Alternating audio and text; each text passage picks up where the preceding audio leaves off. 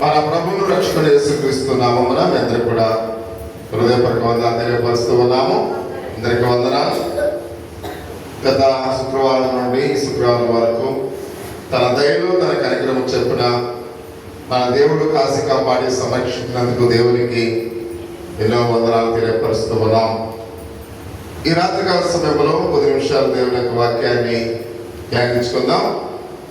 ఎప్పుడైనా ఏదో ఒక సమస్యతో బాధపడేవారు మీకు ఎవరైనా తెలుసా? ఒకసారి జ్ఞాపకం చేసుకోండి. ఏదైనా సమస్యతో బాధపడుతున్న వారు ఎవరైనా తెలుసా? అంటే ఎప్పుడైనా ప్రియ సహోదరి సహోదరుడా రోగముతో బాధపడుతూ లేక అనేకమైన ఇబ్బందులతో సతమతమవుతున్న వారు ఎవరైనా మీకు తెలుసా? ఒకసారి ప్రతి ఒక్కరు కూడా గమనించవలసిందిగా తెలియపరుస్తూ ఉన్నాం. ఇలాంటి వారు ఎవరైనా మీకు స్నేహితులుగా ఉన్నారా? ఎల్లప్పుడూ కూడా బాధల్లో, కష్టాల్లో, ఇరుకుల్లో, ఇబ్బందుల్లో ఉన్న వారు ఎవరైనా మీకు స్నేహితులుగా ఉన్నారా?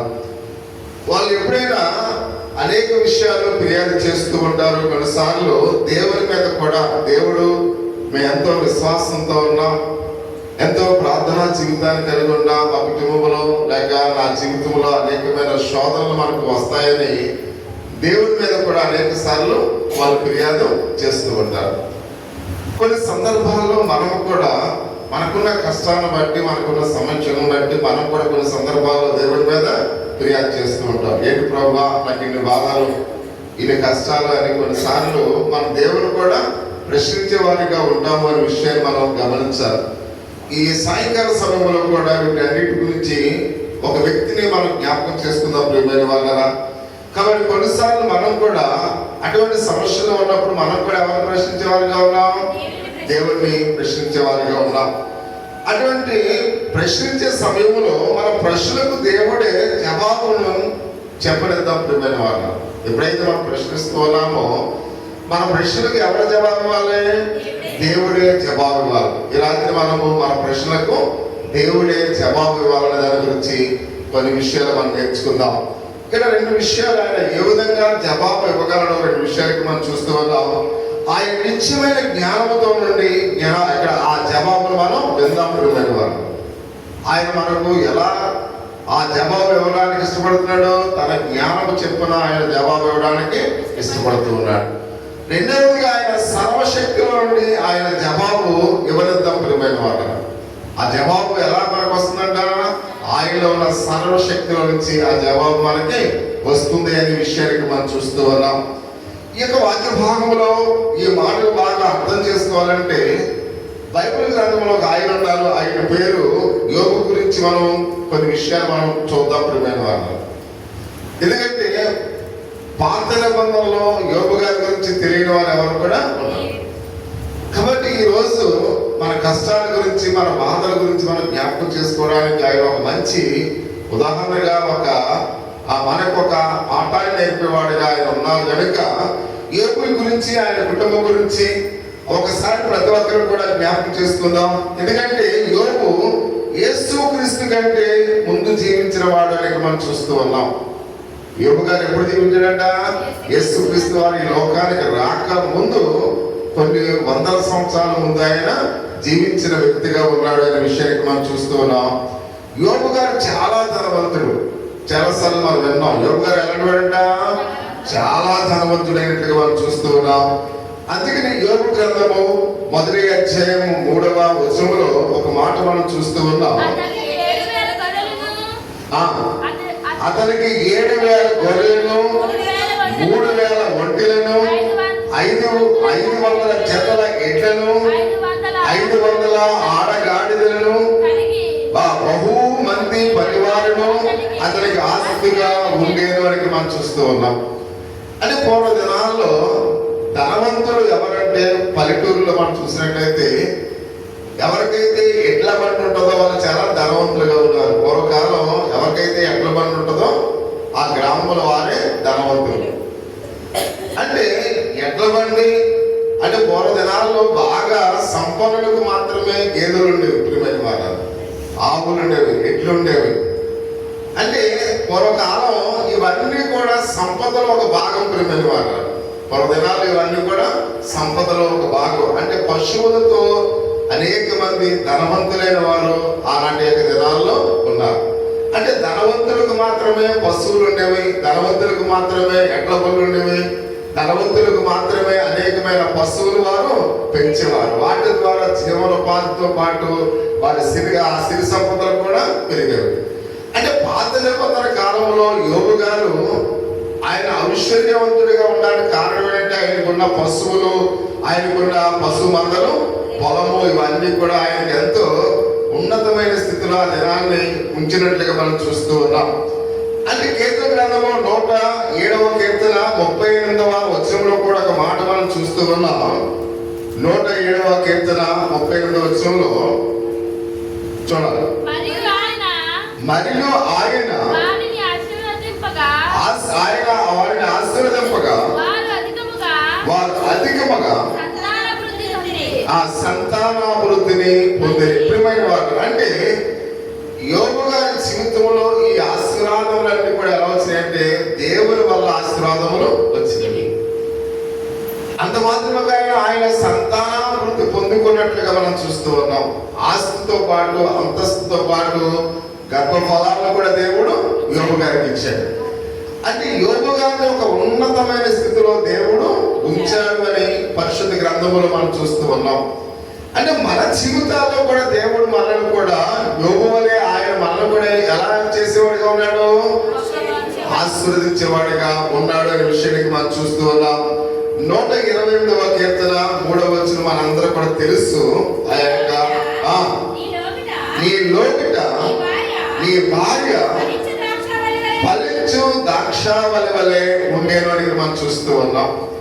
అంటే ప్రియ సహోదరి సహోదరుడా, అంటే తన యొక్క యోబు గారి యొక్క జీవితంలో కూడా తన భార్య ఎలా ఉందంట, ఫలించే ద్రాక్షావళి వలె, అంటే సంతానాభివృద్ధి పొందుకున్నట్లుగా పరిశుద్ధ దేవునికి లేఖన భాగములు మనం చూస్తూ ఉన్నాం. అంటే యోబు గారి యొక్క జీవితంలో అనేకమైన ఆస్తిపాస్తులు, సంతానంతో ఎంతో సంతోషంతో ఆయన ఎంతగానో ఉన్నాడు అనే విషయాన్ని పరిశుద్ధ దేవునికి లేఖన భాగంలో మనం చూస్తున్నాం. కానీ అటువంటి సంతోషంగా ఉన్న జీవితాల్లో సాతాను ఏం చేస్తుంది, ప్రవేశిస్తుంది. ప్రేమ అంటే యోబు ఎంతో ఉన్నతమైన స్థితిలో ఉన్నాడు, ఎంతో ఆస్తిపరుడై ఉన్నాడు, కుటుంబంతో ఉన్నాడు. కానీ ఆ కుటుంబం మీద ఎవరు కనేశారు, సాతాను కనివేసింది. అందుకే ఇక్కడ మనం చూస్తూ ఉన్నాం దేవుని యొక్క వాక్య భాగములో, పరిశుద్ధ దేవునికి లేఖన భాగములో దేవుని కటాక్షము యోబు గారి మీద అధికముగా ఉన్నందున అతడు నమ్మకమైన విశ్వాసగా ఉన్నాడు అని సాతాను దేవుణ్ణి ప్రశ్నిస్తూ ఉంది. అంటే యోబు గారికి నువ్వు సిరి సంపదలు ఇచ్చావు కనుక, యోబు గారికి ఆస్తిపాస్తులు ఇచ్చావు కనుక, యోబు గారిని ఉన్నతమైన స్థితిలో ఉంచావు కనుక అతడు నీ యందు విశ్వాసంలో ఉన్నాడు. ఒకవేళ యోబు గారు కలిగిన వారిని కూడా తీసివేస్తే అతడు విశ్వాసంలో నుంచి తొలగిపోతాడు అని సాతాను ఎవరిని ప్రశ్నిస్తుంది, దేవుణ్ణి ప్రశ్నిస్తూ ఉంది. అందుకని ఇప్పుడు ఆ సహోదరి సోదర 11వ వచనాన్ని ఒకసారి చూద్దాం. అయినను నీవు ఇప్పుడు నీ చెయ్యి చాపి అతనికి కలిగిన సమస్తమును మొత్తిన ఎడల అతడు నీ ముఖము ఎదుటనే నేను దూషించి నేను విడిచిపోనని యెహోవాతో అనగా, యెహోవా ఇదిగో అతనికి కలిగిన సమస్తమును నీ వంశంలో ఉన్నది, అతనికి మాత్రము ఏ హానియో చేయకూడదని అపవాదికి సెలవీయగా వాడు యెహోవా సన్నిధి నుండి బయలు వెళ్ళి. ప్రియ సహోదరి సహోదరా, అంటే అతని యొక్క కుటుంబం మీదకి ఒక పెద్ద ఉపద్రవాన్ని తెచ్చినట్లుగా మనం చూస్తూ ఉన్నాం. అంటే మానవుల యొక్క జీవితంలో మనము కూడా అనేకమైన ఆస్తిపాస్తులతో సంతోషంగా ఉన్నప్పుడు సాతాను మన మీద కూడా ఏం చేస్తుంది, దాడి చేయడానికి ప్రయత్నం చేస్తుంది. కాబట్టి ఎప్పుడైతే యోబు యొక్క కుటుంబం మీద ఒక పెద్ద ఉపద్రవం వచ్చినట్లుగా మనం చూస్తూ ఉన్నాం. చూడండి, కొన్ని సందర్భాల్లో మనకు వర్షం వస్తుంది కదా అని ఆ చెట్టు నీడకు వెళితే పిడుగుపడి అనేక మంది చనిపోతారు. అంటే తన మీద పిడుగు పడద్దని ఎవరైనా అనుకుంటారా? అనుకో. అది ఒక పెద్ద ఉపద్రవగా వచ్చి వారి జీవితాల్లో ఏం చేస్తుందంట, నాశనం చేస్తూ ఉంది. అని కొన్ని సందర్భాల్లో మన యొక్క జీవితాల్లో కూడా అటువంటి ఉపద్రవాలు మన మీద కూడా వస్తూ ఉన్నట్లుగా మనం చూస్తున్నాం. ప్రియ సహోదరి సహోదరులారా, యోబు యొక్క కుటుంబం కూడా ఎప్పుడైతే ఉపద్రవం తన మీదకి వచ్చిందో తన కుటుంబం అంతా కూడా చిన్న భిన్నమైపోయినట్లుగా మనం చూస్తూ ఉన్నాం. వెంటనే యోబు పిల్లలందరూ కూడా చనిపోయినట్టు వాళ్ళు చూడండి. కుటుంబంలో ఎవరైనా ఒకరు చనిపోతేనే మనం ఎంతో అల్లాడిపోతాం. కుటుంబంలో ఉన్న వారందరూ కూడా చనిపోతే అది సాధారణమైన ఆ బాధ అసలు ఎంత బాధ అంటే తన కుటుంబంలో ఉన్న వారందరూ కూడా పిల్లలందరూ కూడా ఒకేసారి చనిపోయినట్లుగా మనం చూస్తూ ఉన్నాం. అంత మాత్రమే కాకుండా అతని యొక్క పశువులందరూ కూడా దోచుకుపోయారు. దొంగలు వచ్చి ఏం చేశారు, ఒక రాత్రి తనకున్న ఎన్ని పశువులు ఉన్నాయో అతనికి 7,000 గొర్రెలు, 3,000 ఒంటెలు, 500 జతల ఎడ్లు, 500 ఆడగాడిదలు, బహు పనివారు వీళ్ళందరినీ కూడా దొంగలు ఏం చేశారంట, దోచుకుపోయినట్లుగా మనం చూస్తూ ఉన్నాం. అంటే ఒక రాత్రి ఇవన్నీ కూడా సంభవిస్తే అది సాధారణమైన విషయము. అంటే పిల్లలందరూ చనిపోయారు. తనకున్న పశు సంపద అంతా కూడా దొంగల చేత దోచుకోబడినట్టుగా మనం చూస్తూ ఉన్నాం. కాబట్టి యోబు అధికారం అనుకునే నెన్నెత్తి వరకు ఎంతో కురుపులతో వ్యాధిగ్రస్తులైనట్టుగా మనం చూస్తున్నాం. అంటే ఒకదాని వెంట ఒకటి ఈ విధంగా యోబు యొక్క జీవితాన్ని బాధల్లో నెట్టివేసినట్లుగా మనం చూస్తూ ఉన్నాం. అంటే ప్రియ సహోదరి సహోదరుడా, అందుకని యోబు గారు పడిన కష్టం అసలు ఎవరు కూడా బైబిల్ గ్రంథంలో అంత బాధలు అన్ని కష్టాలు అనుభవించిన వాడు ఎవరు కూడా లేడు అనే విషయాన్ని పరిశుద్ధ దేవునికి లేఖన భాగంలో మనం చూస్తూ ఉన్నాం. అంటే ప్రియ సహోదరి సహోదరుడా, ఈ బాధతో ఆ కురుపులతో మొత్తబడినట్లుగా మనం చూస్తూ ఉన్నాం. శరీరం అంతా కూడా ఎంతో వేదన, ఎంతో బాధ, ఆ గాయాలు ఆ కురుపులు తట్టుకోలేక సెలపేకులతో ఏం చేసుకునేవాడంట, ఆ గోకేసుకున్నాడంట. అంత వేదన కలిగినట్లుగా పరిశుద్ధ దేవునికి లేఖన భాగంలో మనం చూస్తూ ఉన్నాం. ఆ బాధ పరిణాతీతం ప్రియమైన వాళ్ళని అసలు ఎవ్వరు కూడా అది తట్టుకోలేనిది, అది వివరించలేనిది. ఆ బాధ మన భగవాను కూడా రాకూడదని అంత వేదన యోబు గారి యొక్క జీవితంలో అనుభవించినట్లుగా మనం చూస్తూ ఉన్నాం. అప్పుడు యోబు స్నేహితులు వచ్చి ఇతడు ఏదో ఘోరమైన పాపం చేసి ఉండొచ్చు, అందుకని ఇతడు ఇలాగే ఉన్నాడని తన యొక్క స్నేహితులు ఏం చేస్తున్నారు, నిందిస్తూ ఉన్నారు. సాధారణంగా స్నేహితులు బాధలో ఆదుకోవాలి, బాధలో ఆదరించాలి, బాధల్లో నెమ్మదిపరచాలి. కానీ స్నేహితులు వచ్చి ఏమన్నారు, యోబు ఏదో పాపం చేస్తుంటాడు, అందుకని ఇన్ని బాధలు, ఇన్ని కష్టాలు అని అందరూ కూడా ఆ యొక్క స్నేహితులు అతన్ని అవమానిస్తున్నట్లుగా మనం చూస్తూ ఉన్నాం, ధ్యానం చేస్తున్నట్లుగా మనం చూస్తూ ఉన్నాం. ఒక పక్క పిల్లలు పోగొట్టుకున్నాడు, ఒక పక్కన సర్వ సంపదలు పోగొట్టుకున్నాడు, ఒక పక్క శరీరం అంతా కూడా ఎంతో బలహీనం అయిపోయింది, కురుపులతో బాధలో ఉన్నాడు. ఇటువంటి బాధల మధ్యలో ఆయన ఉంటున్నప్పుడు కూడా స్నేహితులు వచ్చి ఏం చేస్తున్నారు, కాకుల వలె పొడుస్తూ ఉన్నారు. ప్రియమైన వాళ్ళు, ఏదో పాపం చేస్తుంటాడు, ఏదో నేరం చేస్తుంటాడు, అందుకని అతని యొక్క జీవితం ఎలా అయిపోయింది అని వాళ్ళందరూ కూడా యోబు గారిని ఏం చేస్తారంట, నిందిస్తూ ఉన్నారు. అంటే ఆ యొక్క నిందలను భరిస్తూ సహిస్తూ ఉన్నట్లుగా మనం చూస్తున్నాం. ప్రియ సహోదరి సహోదరుడా, చివరికి ఆ బాధల మాట అతను ఎంతగానో నొచ్చుకున్నాడు. ఏంటి, నా జీవితం ఎలా అయిపోయింది, నా జీవితంలో ఇన్ని బాధల, ఇన్ని కష్టాల, ఒక పక్క ఇన్ని బాధలు అనుభవిస్తున్నా, ఒక పక్కన స్నేహితులు కూడా నన్ను వేధిస్తూ ఉన్నారని, అవమానిస్తున్నారని అతడు సహించి ఇంకా ఏమాత్రం కూడా ఓర్చుకోలేని యొక్క స్థితిలో యోబు గారి యొక్క జీవితంలో ఉన్నాడు అనే విషయానికి మనం చూస్తూ ఉన్నాం. అంటే ఇప్పుడు ఆ సహోదరి సోదరుడా, కాబట్టి దేవుడు యోబును శిక్షిస్తున్నాడని వాళ్ళందరూ అన్న మాటలు యోబు గారు చాలా గాయపరిచినట్లుగా పరిశుద్ధ దేవునికి లేఖన భాగంలో మనం చూస్తూ ఉన్నాం. కాబట్టి యోబు గారికి అన్నింటినీ చాలా సార్లు, చాలా రోజులు ఏం చేశాడంట, సహించి ఉన్నాడు. ఏ మనిషి అయినా కొన్ని రోజులు మాత్రమే సహించేవాడుగా ఉంటాడు. ప్రతిరోజు కూడా తన స్నేహితులు అలాగనే మాట్లాడుతూ ఉంటే ఆ సహనాన్ని అతను ఏం చేయడు, కోల్పోయాడు. ఏంటి నా పరిస్థితి ఎలా అయిపోయింది, ఇన్ని బాధలేంటి, ఇన్ని అవమానాలేంటి అని అతను ఎంతగానో బాధ అనిపిస్తున్నట్లుగా మనం చూస్తున్నాం. అతను ఎంతగానో నొచ్చుకుని అప్పుడు అతనిలో కోపం వచ్చింది. ప్రియమైన వారు, ఏంటి నా జీవితం ఎలా అయిపోయింది, అతడు సహించి ఇప్పుడు తనలో ఏమొచ్చిందంట? కోపం వచ్చి, ప్రియా సహోదరి సోదరుడా, అసలు ఎందుకు జరిగింది నా జీవితంలో ఇన్ని బాధలు? నా జీవితంలో ఎందుకు ఇన్ని కష్టాలు వచ్చినాయి?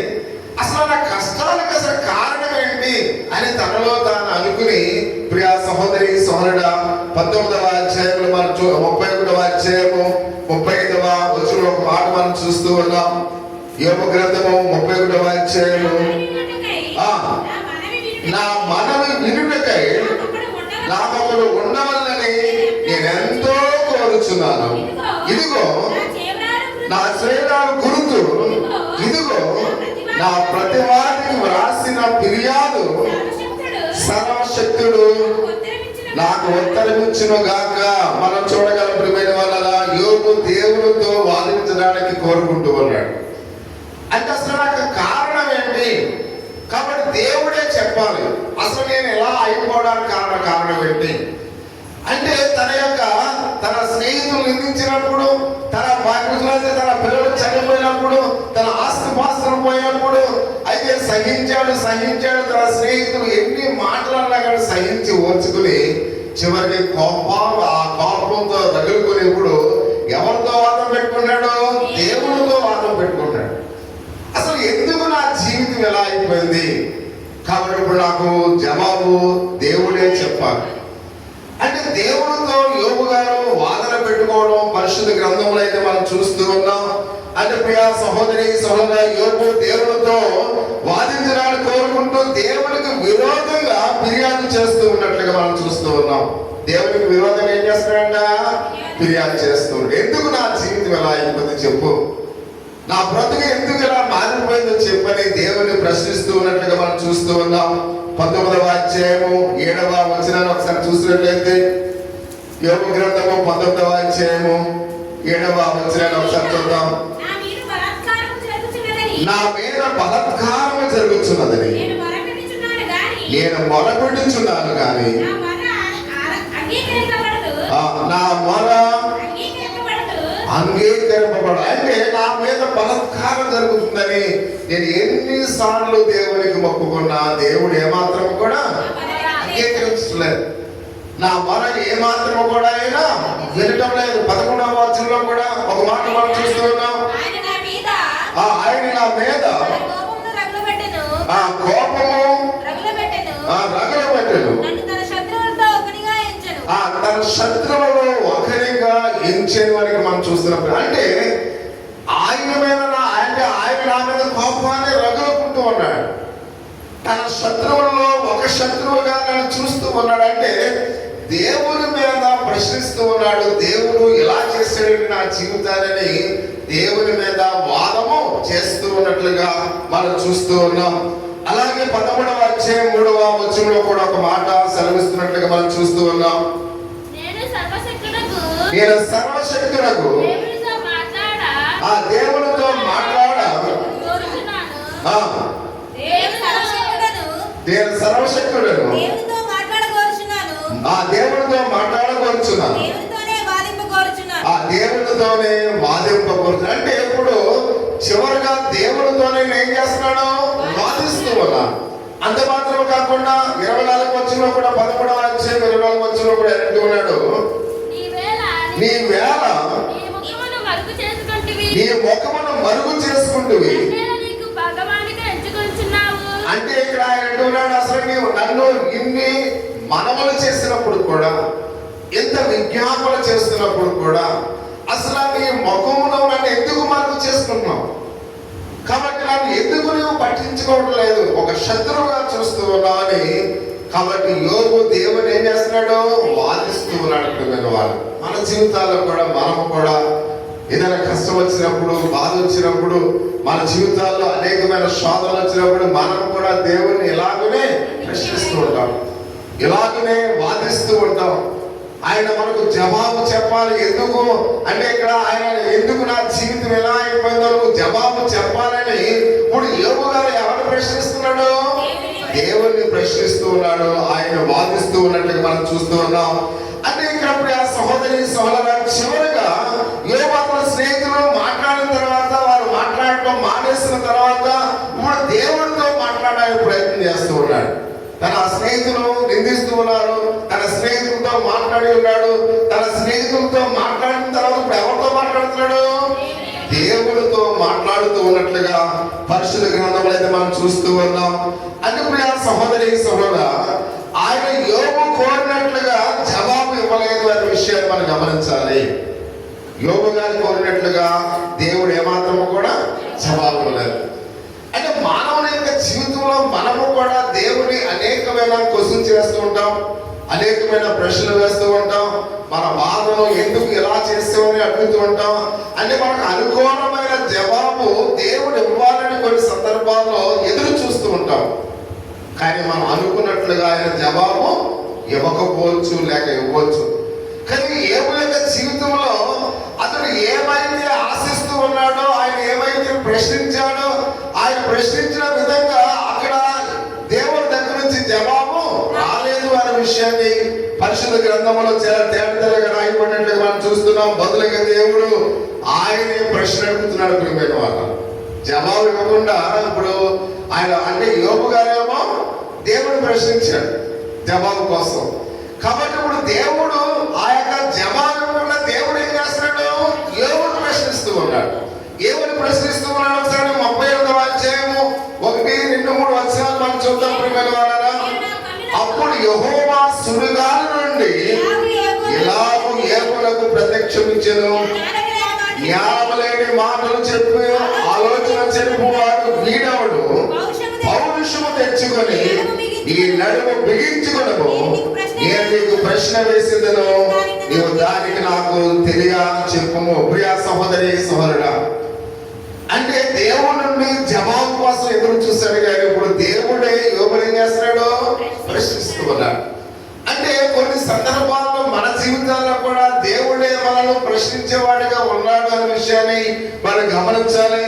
అంటే ఈ ప్రశ్న దేవుడు ఇక్కడ యోబును గద్దిస్తున్నాడు. ప్రియమైన వాళ్ళ ఈ ప్రశ్నలో ఎవరు గద్దిస్తున్నారో? యోబును దేవుడు గద్దిస్తూ ఉన్నట్లుగా మనం చూస్తూ ఉన్నాం. నిజానికి ఈ యొక్క ప్రశ్నకు అడగడానికి నువ్వు ఎవడమని అర్థాన్ని ఇస్తున్నట్లుగా మనం చూస్తూ ఉన్నాం. అంటే ప్రియా సహోదరి సహోదరా, దేవుడు చాలా ఖండితముగా, ఖచ్చితముగా, స్పష్టంగా, సూటిగా యోబుతో మాట్లాడుతూ ఉన్నాడు. అసలు నువ్వు ఎవడము నన్ను ప్రశ్నించడానికి? ఈ మాట వింటే మనకే భయం వేస్తుంది. అంటే ఇక్కడ మనం చూసినట్టయితే యోబు దేవుని ప్రశ్నిస్తుంటే యోబుడు ఎప్పుడైతే దేవుని ప్రశ్నించాడో అప్పుడు దేవుడు ఏమన్నాడు? అసలు నువ్వెవడు నన్ను ప్రశ్నించడానికి అని ఈ మాట చూస్తుంటే ఆశ్చర్యం కలుగుతుంది. చూడండి, కొన్ని సందర్భాల్లో మనం దారంట వెళుతున్నాం అనుకోండి, ఆకలి వేస్తుంది అనుకోండి, ఎవరైనా అన్నం పెట్టారనుకోండి, మనం తింటూ ఉన్నప్పుడు ఏంటి చాలీస్ పెట్టేవాడి మాంసం కూర లేదా అంటే ఆ పెట్టేవాడికి ఎలా ఉంటుంది? ఇంకా పోలే ఆకలేస్తుందని అన్నం పెడితే నువ్వేంటి మాంసం కూర లేదా అంటావని వాడు ఎంతో గొప్పడు. అంటే ఆ తినేవాడికి అధికారం లేదు, ఎందుకంటే వాడు దారి పోతూ ఉన్నాడు. వీడికి వాడికి బంధుత్వం లేదు, వీడికి వాడికి ఫ్రెండ్షిప్ లేదు, ఏదో ఆకలితో ఉన్నాడు కదా అన్నం పెట్టాడు, అంతవరకే. వాడిని ప్రశ్నించడానికి హక్కు వాడికి లేదు. ప్రియమైన వాళ్ళు, అలాగే మనము కూడా దేవుడిని ప్రశ్నించడానికి హక్కు మనకి లేదు. అందుకని ఇక్కడ యోబు గారితో దేవుడు అంటున్నాడు, అసలు ఎవడ రాదు నన్ను ప్రశ్నించడానికి అని చాలా సూటిగా, మామూలుగా సూటిగా దగ్గర యోబుని ప్రశ్నిస్తూ ఉన్నట్లుగా పరిశుద్ధ గ్రంథంలో అయితే మనం చూస్తూ ఉన్నాం. ఇక్కడ మాట్లాడుతూ ఉన్నాడు. దేవుడి యొక్క ఇక్కడ విధానాన్ని మనం చూస్తున్నప్పుడు ఈ మాటలు ఎంతగానో భయం వేస్తున్నట్లుగా మనం చూస్తూ ఉన్నాం. ఎందుకంటే దేవుడు మాత్రమే జ్ఞానవంతుడు అనే విషయాన్ని యోబుకు తెలియాలని మాట్లాడుతూ ఉన్నాడు. అంటే దేవుడు మాత్రమే సర్వజ్ఞాని అయి ఉన్నాడు. అంటే మానవుల యొక్క జ్ఞానానికి దేవుని యొక్క జ్ఞానానికి చాలా వ్యత్యాసం ఉంది. అంటే యోబు తెలుసుకోవాలి, దేవుడు మాత్రమే జ్ఞానవంతుడు.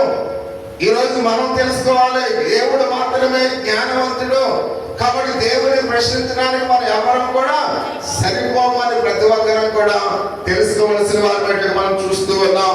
అంటే ఇప్పుడు ఆ సహోదరి సహోదరా, దేవుడు మాత్రమే జ్ఞానవంతుడని యోబు తెలుసుకోవాలని దేవుడు ఆశపడుతూ ఉన్నాడు. ఈ రాత్రి మనలో కూడా దేవుడే జ్ఞానవంతుడని మనం కూడా తెలుసుకోవాలని ఆయన ఆశపడుతున్నట్లుగా మనం చూస్తూ ఉన్నాం. ఆయన జ్ఞానములకు మానవ జ్ఞానవంతుని కాదు ప్రియమైన వాళ్ళ ఆయన జ్ఞానము నీ జ్ఞానము నా జ్ఞానం అనేది కాదు అని ప్రతి ఒక్కరిని కూడా తెలుసుకోవాల్సిన వారి బయటకు మనం చూస్తూ ఉన్నాం. ఎందుకంటే ఈ జీవితంలో కొన్ని విషయాలు మాత్రమే మనకు తెలుసు. మన జీవితాల్లో అయితే ఈ లోక జీవితంలో కొన్ని విషయాలు మాత్రమే మనకు తెలుసు. కానీ దేవుడు అనంత జ్ఞాని అయి ఉన్నాడు. ఈ లోకంలో అన్ని విషయాలు కూడా ఆయనకు తెలుసు. ప్రియమైన వారు, మనము పుట్టినది మొదలుకొని చనిపోయేంత వరకు మనం ఎలా బ్రతుకుతామో, ఎలా జీవిస్తామో, ఎలా ఉంటామో దేవుడికి తెలుసు. అంటే ఆయన సర్వజ్ఞాని ఉన్నాడు అనే విషయాన్ని మనం గమనించాలి. కానీ మనకు కొన్ని విషయాలు మాత్రమే తెలుసు, కానీ లోకంలో జరిగే అన్ని విషయాలు మనకి తెలియదు. నీ గురించి నాకు తెలియదు, నా గురించి మీకు తెలియదు. కానీ నీ గురించి, నా గురించి, మనందరి గురించి అయితే దేవుడే అన్ని విషయాలు ఎరిగిన వాడినట్లుగా మనం చూస్తూ ఉన్నాం. ఎందుకంటే దేవుడు మాత్రమే అనంత జ్ఞానిగా ఉన్నాడు అనే విషయాన్ని పరిశుద్ధ గ్రంథంలో మనం చూస్తూ ఉన్నాం. కానీ దేవుడికి అన్ని విషయాలు తెలుసు ప్రియా సహోదరి సహోదరుడా. ఎందుకంటే మన జ్ఞానము పరిమితమైనది అనే విషయాన్ని మనం గమనించాలి. మన జ్ఞానం ఎలాంటిదంట? పరిమితమైనది. కానీ దేవుని యొక్క జ్ఞానము అనంతమైనది అనే విషయాన్ని పరిశుద్ధ గ్రంథంలో మనం చూస్తూ ఉన్నాం. యోబులా మనం కూడా కొన్నిసార్లు మనకు అన్ని తెలుసు అనుకుంటాం. యోబులకు మనం ఏమనుకుంటాం? నాకు అన్ని తెలుసు, నువ్వు ఎవరు నాకు చెప్పవలసిన దాన్ని. అంటే ప్రతి ఒక్కరం కూడా మనకు అన్ని తెలుసు అనుకుంటాం. కానీ అన్ని తెలుసు అన్న వాడికి ఏమీ తెలియదు. ప్రియమైన వాడు నిండుకుండా తొలగదు. ప్రియమైన వారు అరకుండా ఏమవుతుంది? అటు తొలగిపోతూ ఉంటది. అంటే మనము అన్ని మనకు తెలుసని యోగులా ప్రవర్తించిన మనకి ఏమీ తెలియదనే విషయాన్ని మనం జ్ఞాపకం చేసుకోవాల్సిన వారమై ఉన్నాం. ఎందుకంటే సమస్యలు వచ్చినప్పుడు మన కుటుంబంలో ఎవరైనా చనిపోయినప్పుడు, ఆపదలు వచ్చినప్పుడు అసలు ఎందుకు ఇలా జరిగింది, దీనికి కారణం తెలుసుకోవడానికి మనం చాలాసార్లు ప్రయత్నం చేస్తూ ఉంటాం. కాబట్టి నా జీవితంలోనే ఎందుకు ఇలా సంభవించింది, మన కుటుంబంలో ఒకవేళ ఎవరైనా చనిపోతే మనము కూడా ఎందుకు ఇలా చనిపోయారని వాటి గురించి మనం కొన్నిసార్లు మనం తెలుసుకోవాలనుకుంటాం. ప్రియా సహోదరి సోదరుడా, నేను ఎంతో విశ్వాసంతో ఉన్నాను, ఎంతో భక్తితో జీవిస్తూ ఉన్నాను, ఎంతో యథార్థంగా ఉంటున్నాను, నా కుటుంబంలోనే ఎందుకు ఇలా సంభవిస్తుంది, ఇలా చనిపోయారని కొన్ని సందర్భాల్లో మనం కూడా అది ఎలా సాధ్యమైందో తెలుసుకోవాలని మనం ఏం చేస్తుంటాం? తెలుసుకోవడానికి ప్రయత్నం చేస్తుంటాం. కాబట్టి దేవుడు ఇలా చేసి ఉండకుండా ఉంటే బాగుండు అని మనం అనుకుంటాం. ఏమనుకుంటాం? దేవుడు ఎలా చేసి ఉండకుండా ఉంటే బాగుండు కదా అని మనం అనుకుంటాం.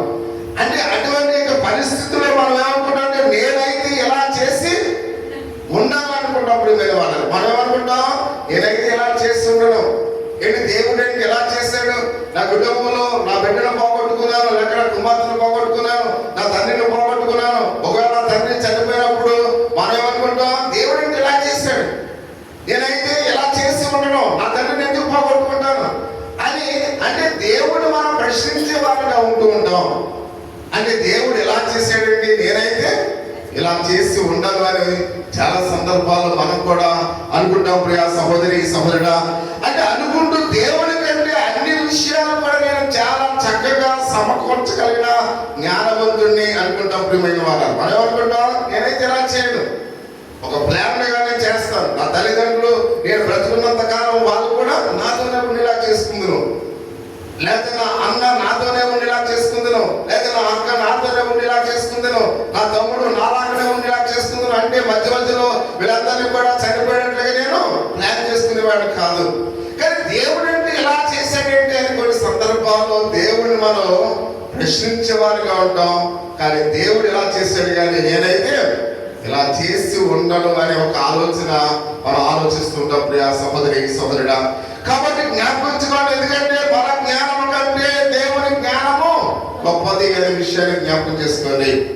కాబట్టి నువ్వెన్ని ఆలోచనలు కలిగి ఉన్నప్పుడు కూడా, నువ్వెన్ని ప్లాన్ చేసుకున్నప్పుడు కూడా మన జ్ఞానము కన్నా దేవుని జ్ఞానము గొప్పది అనే విషయాన్ని ఈ రాత్రి మనం తెలుసుకోవాలి.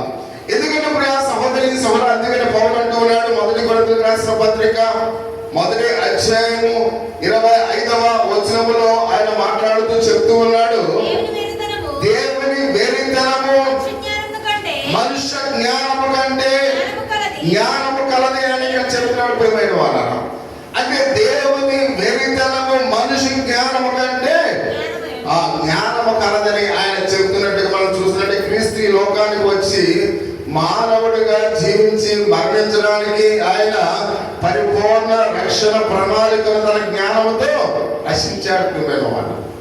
అంటే దేవుడు ఎంత జ్ఞానవంతుడంటే పరలోకాన్ని విడిచి భూలోకానికి వచ్చి సర్వ మానవాన్ని రక్షించడానికి ఒక ప్రణాళిక ఆయన కలిగి ఉన్నాడు. అంటే అది దేవుడి యొక్క అనంతమైన జ్ఞానము. అంటే సర్వ మానవాన్ని రక్షించడానికి ఒక రక్షణ ప్రణాళికను ఆయన తయారు చేసుకుని లోకానికి వచ్చిన ఆయన పరిపూర్ణమైన జ్ఞానం అని మనం చూస్తూ ఉన్నాం. అంటే ఇప్పుడు ఆ సహోదరి సోదరుడు ఆయన మాట్లాడుతున్నాడు, మన వెరితనము అంటే మరణానికి సమస్యను తెచ్చింది ప్రియమైన వాళ్ళు. ఆయన వెరితనము ఒక రక్షణ ప్రణాళికను తెచ్చుకుని మన జ్ఞానం కన్నా ఆయన గొప్పవాడిగా రక్షణ ప్రణాళికను కలిగజేశాడు. కానీ మన వెరితనం ఏం తీసుకొచ్చింది? మరణాన్ని తీసుకొచ్చింది. మన వెరితనము సమస్యలు తీసుకొచ్చింది. మన వెరితనము ఈ లోకంలో అనేకమైన అనార్థాలకు దారి తీస్తుంది అనే విషయాన్ని మనం గమనించాలి. అంటే మన వెరితనము ఈ లోకంలో అనేకమైన కష్టాలని తెచ్చింది అనే విషయాన్ని మనం చూస్తున్నప్పుడు వాళ్ళరా, దేవుని జ్ఞానము ఈ లోకంలో ఆదరణ నిత్య జీవాన్ని ఇచ్చినట్లుగా మనం చూస్తూ ఉన్నాం. దేవుని జ్ఞానం ఏమిచ్చిందంటే మనకి ఆదరణ ఇచ్చింది, నిత్య జీవాన్ని ఇచ్చింది. అంతేకాకుండా అధ్యాయంలో పౌరులుగా చెప్తూ ఉన్నాడు. ఇప్పుడు ఆ సహోదరికి 31-32 వచనాల్లో, అయితే ఆయన మూలముగా మీరు క్రీస్తు యేసునందు ఉన్నారు అని అతిశయించువాడు ప్రభువునందే అతిశయింపవలెను అని రాయినది నెరవేరినట్లు దేవుని మూలముగా ఆయన మనకు జ్ఞానమును నీతియు పరిశుద్ధతయు విమోచన ఆయను అని ఆయన చెప్తున్నాడు. అంటే జీవితంలో ప్రతి సమస్యకు దేవుని జ్ఞానం మాత్రమే జవాబు ఇవ్వగలదు ప్రియమైన వాళ్ళు. అంటే నువ్వు ఎటువంటి సమస్య కలిగి ఉన్నప్పుడు కూడా, ఈ జీవితంలో ఎన్ని కష్టాలు వచ్చినప్పుడు కూడా దేవుని జ్ఞానమే నీకు జవాబు ఇవ్వగలదు అనే విషయాన్ని అక్కడ పౌలు గారు సెలవిస్తున్నట్లుగా మనం చూస్తూ ఉన్నాం. ఎందుకంటే అది క్షమాపణ ఇస్తూ ఉంది, ఎందుకంటే నిత్య జీవాన్ని ఇస్తూ ఉంది.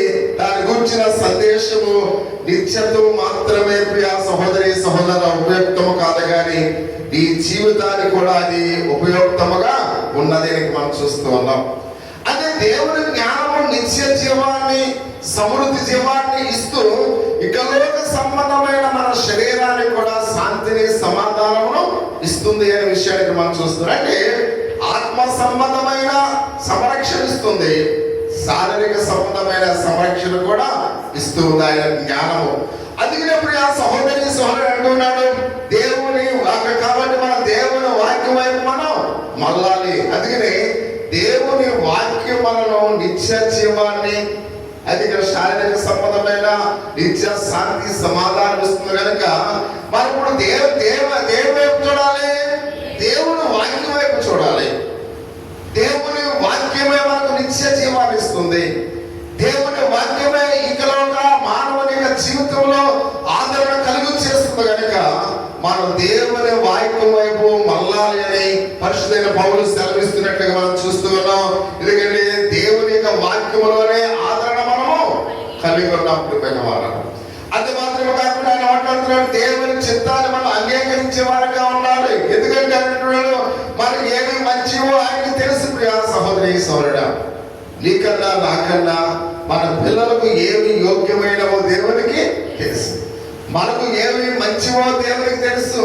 అంత మాత్రమే కాకుండా అది తెలిసిన మనం నమ్మవలసిన వారి మనం చూస్తూ ఉన్నాం. వాటిని ఆయనే మనకి ఇస్తాడని మనం ఎదురు చూడాలి ప్రియమైన వాళ్ళు. అంటే దేవుని కొరకు మనం ఎదురు చూడాలి. దేవుడు నాకు ఏమి మంచివో, నా పిల్లలకు ఏమి మంచివో ఆయనే ప్రొవైడ్ చేస్తాడు. అంటే మనం దేవుని కొరకు ఎదురు చూడవలసిన వారమైనట్లుగా పరిశుద్ధ గ్రంథంలో అయితే మనం చూస్తున్నాం. రెండవ మాట మనం గమనించినట్లయితే దేవుని జ్ఞానం ఆయన శక్తిని కూడా జతపరచబడుతున్నట్లుగా మనం చూస్తూ ఉన్నాం. అంటే దేవుని యొక్క జ్ఞానానికి దేవుని యొక్క శక్తి కూడా ఏమవుతుందంటే జతపరచబడుతూ ఉంది అనే విషయానికి మనం చూస్తున్నట్టే దేవుని జ్ఞానము ఆయన శక్తి జతపరచబడినప్పుడు అది ఎంత బలమైనదిగా ఉండదు ఒకసారి ప్రతి ఒక్కరికి కూడా ఆలోచించవలసిన వారు ఎన్నో. ఎందుకంటే ఈ జీవితంలో ఎన్నో సమస్యలు మనం కలిగి ఉన్నప్పుడు వాళ్ళ అవి చాలా బలంగా ఉంటాయి. ఎందుకంటే ఈ లోకంలో చాలా సమస్యలు, చాలా ఇరుకులు, చాలా ఇబ్బందులు, అవి ఎంతో బలమైనవి. అవి ఒకవేళ మనం తెచ్చుకుంటే తెగిపోయేవి కాదు. అనేకమైన శ్రమలు, అనేకమైన బాధలు అవి మనల్ని వెంటాడుతూ ఉంటే మన మీద అవి ఎంతో బలమైనవిగా దాడి చేస్తారు. అందుకనే మనకు అలాంటప్పుడు దేవుని యొక్క సర్వశక్తి మనకు కావాలి. ఈ సమస్యలు బలమైనవిగా మనల్ని వెంటాడుతున్నప్పుడు వాటిని ఎదిరించి ఆ సర్వశక్తివంతుడైన దేవుడు మనకు అవసరమై ఉన్నాడు అనే విషయాన్ని పరిశుద్ధ గ్రంథంలో అయితే మనం చూస్తూ ఉన్నాం. ఎందుకంటే ఆయన సర్వశక్తిలో వాటిని మనకు జవాబు ఇచ్చినట్లుగా దేవుని యొక్క జవాబు వరకు మనము ఎదురు చూడవలసిన వారమైనట్లుగా లేఖన భావం వివరిస్తున్నట్లుగా మనం చూస్తూ ఉన్నాం. అలా ఎదురు చూడటం వల్ల దేవుడు మనకు మేలును చేస్తూ ఉన్నాడు. ఎప్పుడు కూడా నీకు సమస్యలు వచ్చినప్పుడు దేవుని సర్వశక్తి వైపు మనం చూడాలి. అప్పుడే ఆయన మనకు ఏం చేస్తాడు? మేలు చేస్తాడు. అంటే నీ కుటుంబంలో మేలు జరగాలంటే సమస్యలు వచ్చినప్పుడు, ఇబ్బందులు వచ్చినప్పుడు సర్వశక్తివంతుడైన దేవుని వైపు మనం చూసినప్పుడు ఆయన ఏం చేస్తాడంటే మనకి మేలు చేస్తాడు అని పరిశుద్ధ గ్రంథంలో మనం చూస్తూ ఉన్నాం. ఎందుకంటే చనిపోయిన వారిని అనేక మందిని ఆయన లేపాడు. ప్రియమైన వారు చాలా మంది మనం చూస్తూ ఉంటాం. చనిపోయిన వారిని లేపడం ద్వారా, రోగులను స్వస్థపరచడం ద్వారా, గుడ్డివారిని చూపుడు కలుగు చేయడం ద్వారా అనేక విధాలుగా ప్రియ సహోదరి సహోదర ఈ లోకంలో అనేక మంచి ఉదాహరణలు మనం చూస్తుంటాం. అవన్నీ కూడా దేవుడి తన శక్తిని కనపరుచుకున్నట్టుగా మనం చూస్తున్నాం. కానీ దేవుని యొక్క శక్తి ఒక మంచి ఉదాహరణ తెలియజేస్తున్నట్టుగా మనం చూస్తూ ఉన్నాం. చాలా మంది మనం చూసినట్లయితే చాలా చోట్ల అనేక మంది స్వస్థపరిచారని మనం వింటూ ఉంటాం, అనేక మందిని బాగు చేశారని మనం వింటూ ఉంటాం. కానీ దేవుని యొక్క శక్తి దానికన్నా చాలా డిఫరెంట్ గా ఉంది అనే విషయానికి మనం చూస్తూ ఉన్నాం. ఏంటి రాత్రి ఆయన శక్తి ఏంటి అని ఇక్కడ వాక్య భాగంలో దేవుని శక్తి ఒక మంచి ఉదాహరణగా మనం తెలియజేస్తున్నట్టుగా మనం చూస్తున్నాం. ఆయన సృష్టిని ప్రియ సహోదరి సోదరా ఆయన సృష్టిని సృష్టించి ఉన్నాడు అని మనం చూస్తూ ఉన్నాం. ఏ మనుషులు కూడా సృష్టిని చేసినట్లుగా ఎక్కడైనా రాయబట్టం మనం చూసామా? చూడదు. అంటే అనేక మంది రోగులను స్వస్థపరిచిన వాళ్ళ యొక్క సంఘటనలు మనం చూడవచ్చు. చనిపోయిన వారిని బ్రతికించినట్లుగా ఒకవేళ మనం ఎక్కడైనా వినొచ్చు. కానీ దేవుడు ఎక్కడ సృష్టిని మానవుడు చేశాడని ఎక్కడన్నా అది ఈ మానవులు ఎక్కడైనా విన్నామా? ఎక్కడ కూడా వినలేదు. అంటే ఒక మానవుడు ఒక గట్టి పరకను కూడా చేయలేడు. ప్రియమైన వాళ్ళు అంటే శూన్యములో నుండి ఒక గట్టి పరకను కూడా ఎవరు కూడా చేయలేరు. అంటే దేవుడు ఇచ్చిన సృష్టిలో నుంచి మనం అన్ని తయారు చేయగలం. ఒక ఆ యొక్క బంగారం యొక్క గనుల్లో ఆ బంగారం అంటే దేవుడు ఇచ్చిన ఆ యొక్క బంగారాన్ని మేలు బంగారముగా చేయొచ్చు మానవుడు. అంటే దేవుడు ఇచ్చిన వస్తువులతో హెలికాప్టర్ తయారు చేయొచ్చు, లేకపోతే విమానాన్ని తయారు చేయొచ్చు. అంటే దేవుడు ఇచ్చిన వాటితోనే మానవుని యొక్క జ్ఞానంతో తయారు చేసిన వస్తువులు చూస్తున్నాం. కానీ శూన్యములో నుండి ఇక్కడ ఏమీ లేని దగ్గర నుంచి ఒక గట్టి పరక చేసిన వాడు కూడా ప్రపంచంలో ఎవడు కూడా ప్రియమైన వాడు. అంటే దేవుడు సర్వజ్ఞాని అన్నట్లుగా మనం చూస్తూ ఉన్నాం. దేవుడు సర్వశక్తివంతుడు. అంటే శూన్యములో నుంచి కూడా సృష్టిని చేసిన వాడు ప్రియ సహోదరి సహోదరుడు. అంటే దేవుడు అందరికన్నా ఆయన బలమైన వాడు అనే విషయం పరిశుద్ధ గ్రంథంలో అయితే మనం చూస్తూ ఉన్నాం. ఎందుకంటే దేవుని యొక్క వాక్య భాగములు మనం గమనించినట్లయితే ఆయన రోగులను బాగు చేసాడు కొందరు చెప్పుకోవచ్చు. ప్రియమైన వాళ్ళ అంత మాత్రం కాకుండా మరికొందరు మేము చనిపోయి బ్రతికి ఆ బ్రతికి యొక్క చాలా మంది చనిపోయిన వారిని బ్రతికించామని వాళ్ళు చెప్పుకోవచ్చు. కానీ ఏ మనుషులు కూడా సృష్టిని చేసినట్లుగా ఎక్కడ కూడా మనము విని ఉండలేదు అనే విషయాన్ని పరిశుద్ధ గ్రంథంలో అయితే మనం చూస్తూ ఉన్నాం. అలాగే సముద్రాన్ని ఆయన స్వాధీనంలో ఉంచుకున్నవాడు దేవుడు మాత్రమే, ఎవరు కూడా లేదు. ఒక ఏదైనా ఫ్లడ్ వస్తుంది అనుకోండి, ఏ మనుషుడైనా ఆగిపో అంటే ఆగిపోతుంది, ఆగిపోతుంది. ఎవరైనా ఏ మనుషుడైనా ఆ ఫ్లడ్ ను ఆపేసిన వాడు మా దేశంలో ఉన్నాడని ఎవరైనా చెప్పగలరా? ఎవరు లేడు. కానీ దేవుడు ఒక్కడ మాత్రమే సముద్రాన్ని తన స్వాధీనంలో ఉంచుకునేవాడు. ఎర్ర సముద్రాన్ని 2 పాయలుగా చేయగల శక్తి సామర్థ్యాన్ని కలిగిన వాడు దేవుడే. యర్దాను యొక్క నదిని ఇసుకతో అడ్డుకట్ట వేసి ఆఫ్ చేసిన వాడు దేవుడే. సముద్రాన్ని మాట చేత గతించినప్పుడు అది నిర్మలమైనట్లుగా మనం చూస్తున్నాం. అంటే దేవుడు సృష్టించడం మాత్రమే కాకుండా సృష్టి మీద అధికారాన్ని విషయాన్ని పరిశుద్ధ గ్రంథంలో చాలా తేటతెల్లగా చెబుతున్నట్టుగా మనం చూస్తూ ఉన్నాం.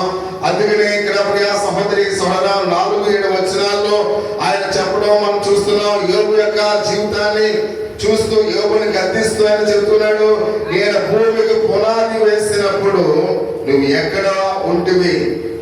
నీకు వివేకము కలిగిన ఎడలా చెప్పుము. నీకు చూడండి ఒకసారి యోబు గ్రంథము 38వ అధ్యాయము 4-7 వచనాలు చదువుకుందాం ఒకసారి.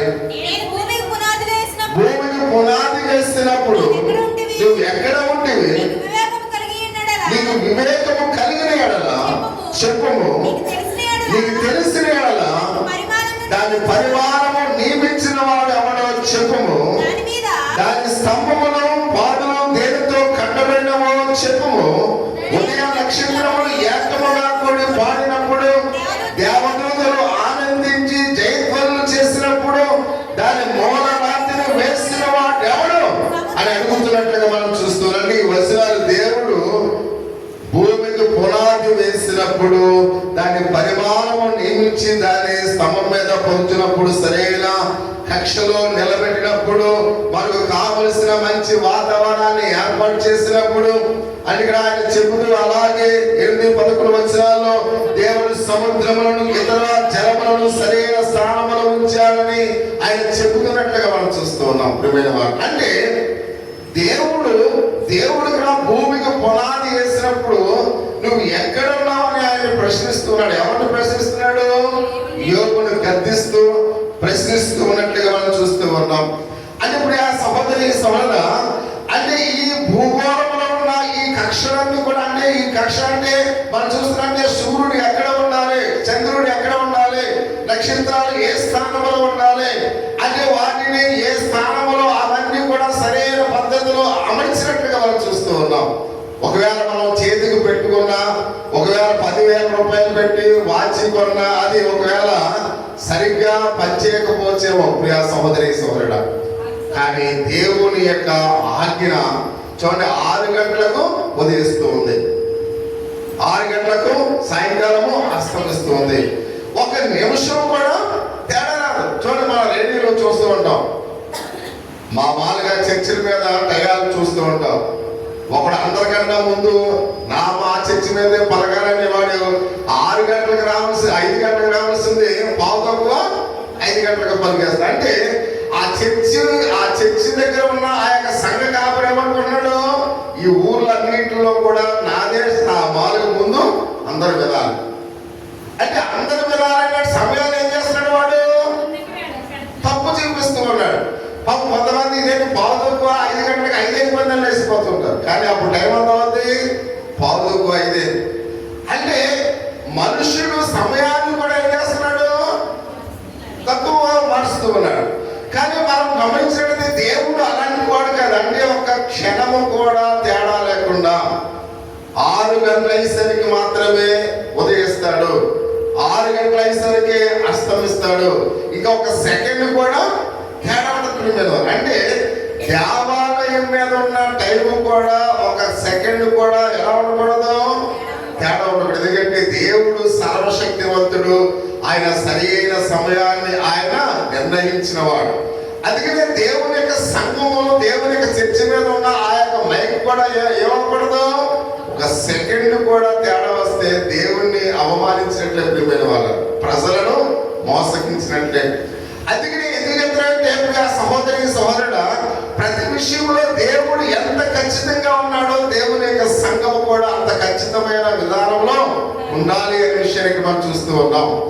అందుకనే ప్రతి విషయంలో కూడా మనం చూస్తూ ఉన్నాం, దేవుడు సమస్తాన్ని కూడా సరైన పద్ధతిలో ఆయన అమర్చి ఉన్నాడు అనే విషయాన్ని పరిశుద్ధ దేవునికి లేఖన భాగంలో. అందుకనే ఆయన అంటూ ఉన్నాడు, పొద్దును సరైన కక్షలో నిలవబెట్టి కావలసిన మంచి వాతావరణాన్ని ఆయన ఏర్పరిచి ఉన్నట్లుగా మనం చూస్తున్నాం. అలాగే ప్రియా సహోదరి సోదర, దేవుడు సముద్రములను ఇతర జలములను సరైన స్థానంలో ఆయన ఉంచి ఉన్నాడు అనే విషయానికి మనం చూస్తూ ఉన్నాం. సమయం లేదు కానీ వర్షాలు కూడా ఎలా కురుస్తాయో మీకు తెలుసా అమ్మా? వర్షాలు ఎలా కురుస్తాయి చెప్పాలి. వర్షాలు ఎలా కురుస్తాయి? ఆ వర్షము కురిసిన తర్వాత అది ఆవిరి మళ్ళీ ఎక్కడికి వెళ్ళిపోతాయి, మళ్ళా మేఘాలు కమ్ముకుంటే ప్రియమైన వారు. ఆ మేఘాలు ఎప్పుడైతే చల్లబడాలంటే అడవులు ఉండాలి, అడవులు చెట్లు ఉండాలి. ఆ చెట్లు ఉంటేనే అవి చల్లగాలికి ఏమవుతాయంట వల్ల వర్షాలు పడతాయి. అందుకని అడవులు నరికి వేస్తున్నారు కాబట్టి వేసవకాలంలో వర్షాలు వచ్చేస్తున్నాయి, వర్షాకాలం ఏమో ఎండలు వచ్చేస్తున్నాయి. అంటే ప్రకృతి అంతా కూడా మనుషులు ఏం చేస్తున్నారు, మార్చి వేస్తున్నారు. అంటే చెట్లు నరకబడుతూ ఉన్నాయి, అడవులు అక్కడ కొట్టబడుతూ ఉన్నాయి. కాబట్టి అందుకని అడవులు కూడా ఇప్పుడు మామూలు ఎడారులు అయిపోతూ ఉన్నాయి. అందుకని వాతావరణంలో ఏమవుతుంది, కల్మషము వచ్చేస్తుంది. హైడ్రోజన్ కార్బన్ అవి లాక్కోకుండా అవి డైరెక్ట్ గా మనకి ఏం చేస్తున్నాయి, వ్యర్థాలని ఆ యొక్క విషవాయువుని మనకి ప్రొవైడ్ చేస్తూ ఉన్నాయి. అందుకని మనకు అనారోగ్యాలు వస్తూ ఉన్నాయి. అంటే ప్రతి విధంలో కూడా మానవుడు మనం చేస్తున్న సిస్టాన్ని కానీ దేవుడు సరైన విధంగా వాటిని కూడా ఏం చేస్తాడు, అమర్చి ఉన్నట్లుగా మనం చూస్తూ ఉన్నాం. అవన్నీ సరైన పద్ధతిలో అవి జరగాలని దేవుడు అది వాటిని చేస్తే మానవుడు వాటిని ఏం చేస్తున్నాడు, కృత్రిమంగా మార్చివేస్తున్నట్లుగా అయితే మనం చూస్తున్న ప్రియమైన వాడు. అందుకనే ప్రకృతిలో అనేకమైన మార్పులు జరుగుతున్నాయి అనే విషయానికి మనం చూస్తూ ఉన్నాం. అది అలాగే దేవుడు ఏమును అలాగే మనల్ని కూడా ఈ రాత్రి ప్రశ్నిస్తూ ఉన్నాడు. ఏమని ప్రశ్నిస్తున్నాడు, నేను భూమికి పునాది వేసినప్పుడు నువ్వు ఎక్కడ ఉన్నావని ఆయన ప్రశ్నిస్తూ ఉన్నాడు. మానవుడు ఎక్కడ ఉన్నాడు? మీరు ఎవరైనా ఉన్నారమ్మా? భూమికి పునాది వేసినప్పుడు నేను ఉన్నానని వాళ్ళు ఎవరు ఉన్నారా? మనం ఎవరు లేదు. అంటే యోగుకు ప్రశ్న వేస్తున్నాడు, మనకు కూడా ఈ రాత్రి ఆయన ప్రశ్న వేస్తున్నట్లుగా మనం చూస్తూ ఉన్నాం.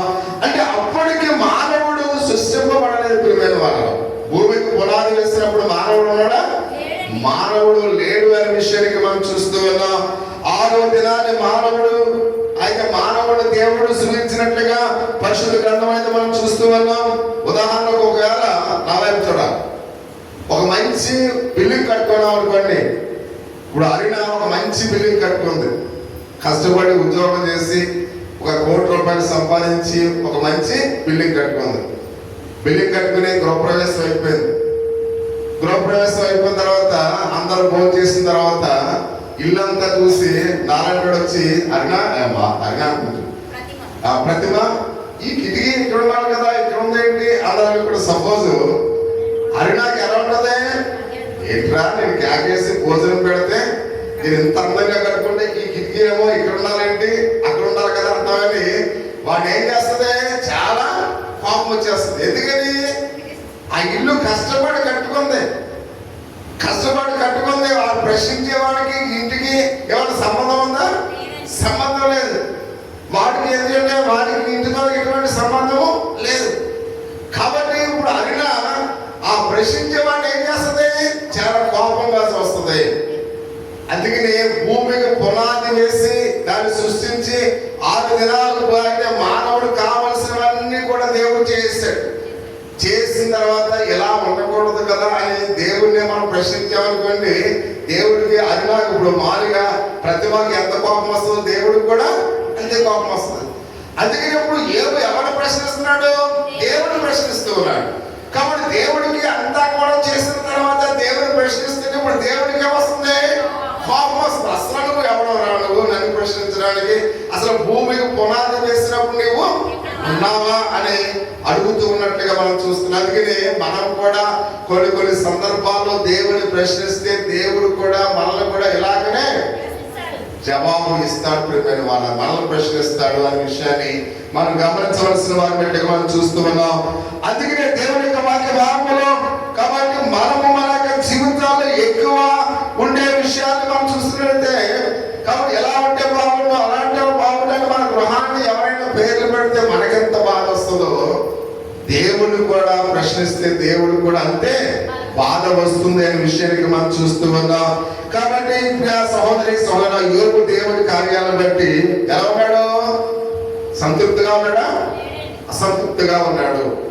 అలాగే ఇందాక మామూలుగా ప్రతిభ పిలిచినప్పుడు వాడు సంతృప్తిగా ఉన్నాడా, భోజనం చేసి ఇల్లు చాలా బాగుందని చెప్తే వాడు సంతృప్తిగా ఉన్నాడు. అది కొంతమంది చూడండి, ఎవరైనా మన ఇంటికి తాతపోలు వచ్చారనుకోండి, లేదా కొంతమంది అప్పుడు దైవజనులు కూడా కొంతమంది ఎలా తయారయ్యారంట. నేను వింటే అప్పుడు సందర్భాల్లో నేను వింటున్నాను, కొంతమంది పాస్టర్ గారు కూడా వెళ్ళి మీ ఇంటి ముందేంటి చెట్టు ఉందా తీసేయండి అంటారు. ఇవేళ్ళు అనుకున్నారు, అయ్యో మా పాస్టర్ గారు ఎంత జ్ఞానవంతుడు, మా ఇంటి ముందు చెట్టు తీసేయమని చెప్తున్నాడు, కాబట్టి ఈ మొత్తం ఇవన్నీ కూడా పీకేసి మళ్ళీ కొత్త బిల్డింగ్ కట్టాను అన్నాడు. ఆడేం పోతే మాట ఒకటే. కాబట్టి అప్పటి నుంచి ఆ పాస్టర్ గారి ఇంటి కాడి చెల్లి కాడించి పాస్టర్ గారు ఇందులో ఉండకూడదు అన్నారు. గమ్ముని పొరపాటున బండి మీద జారిపోయాడు అనుకున్న ఇంటి యజమాని ఒకవేళ స్లిప్ అయి పడిపోయాడు అనుకోండి, పాస్టర్ గారు చెప్పింది నిజమే అని మా లేకపోతే ఇలా ఇంటికి జరిగిందని వాళ్ళు ఏం చేస్తారో ఇంటిని కూడా పడగొట్టేసి మరి ఒక 10 లక్షలు అప్పు తెచ్చి ఇక్కడ. అంటే ఆ యొక్క పాస్టర్ గారు నోటి మాట ద్వారా ఆయనకి ఎంత అప్పు అవుతుంది? 10 లక్షలు అప్పు అవుతుంది ప్రియమైన వాళ్ళ. అందుకనే దేవుడు ప్రశ్నిస్తూ ఉన్నాడు, అసలు భూమికి పునాది వేసినప్పుడు నీవు ఇక్కడ ఉన్నావు. అంటే మనం దేవుని ప్రశ్నించే వారిగా ఉండకూడదు. కాబట్టి ఎవరో ఆ ఆంటికడ యోబు దేవుడు చేసిన సృష్టిని బట్టి సంతృప్తి చెందుతారు ప్రియమైన వాళ్ళ. దేవుడు చేసిన కార్యాలను బట్టి అతను సంతృప్తి చెందడం లేదు. అసంతృప్తి దేవుడు ఏం చేస్తున్నాడు? ప్రశ్నించేవాడుగా ఉన్నాడు అనే విషయాన్ని అయితే మనం చూస్తున్నాం ప్రియా సహోదరి సహోదరా. అందుకని ప్రతి విషయంలో కూడా అందుకే దేవుని యొక్క వాక్య భాగంలో ఈ రోజు కూడా అయితే మనం చూస్తూ ఉన్నాం. అంటే మన మానవుడు కూడా దేవుడితో వాదించడానికి ఏం చేస్తున్నాడు? ప్రయత్నిస్తూ ఉన్నట్లుగా మనం చూస్తూ ఉన్నాం.